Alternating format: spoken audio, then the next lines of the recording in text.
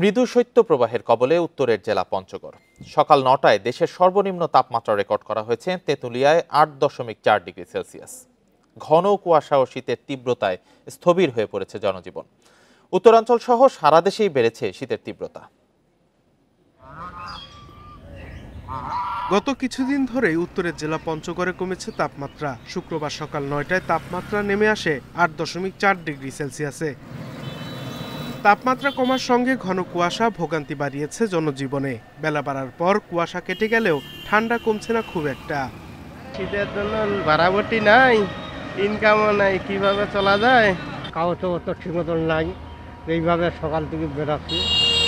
তো মনে করেন আমরা বিল্ডিংয়ের কাজ করে বেড়াই আর কি। মেহেরপুরে তাপমাত্রা নেমেছে ৯.৮ ডিগ্রি সেলসিয়াসে। দিনভর কুয়াশা ভাব দেখা যাচ্ছে প্রকৃতিতে।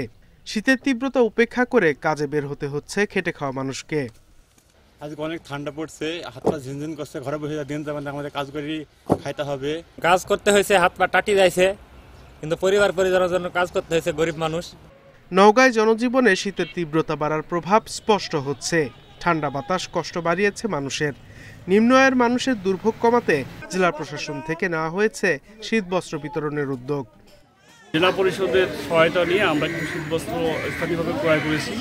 সেগুলো আমরা অবস্থা বেশি দুস্থ যারা মানুষ তাদের ক্রয় ক্ষমতা সীমিত, তাদের মধ্যে আমরা অতি দ্রুততম সময়ের মধ্যে এগুলো বিতরণের চেষ্টা করছি। নাটোরে মানুষের পাশাপাশি শীতে জড়সড় প্রাণীকুল।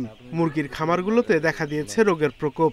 খামারে ঠান্ডার জন্য চরম মুরগির ক্ষতি হচ্ছে এবং মুরগির বিভিন্ন রোগ হচ্ছে। তা কাজ করে ভালো তৃপ্তি পাচ্ছে না, ঠান্ডা হাত পা শিশির করছে। ঘন কুয়াশায় ব্যাহত হচ্ছে দৌলতিয়া পাটুরিয়া নৌরুটে ফেরি চলাচল। দৃষ্টিসীমা কমে আসায় মাঝে মধ্যে বন্ধ রাখা হচ্ছে লক্ষ্মীপুর ভোলা নৌরুটের ferry. Sadekur Rahman Siddiqui, Independent news.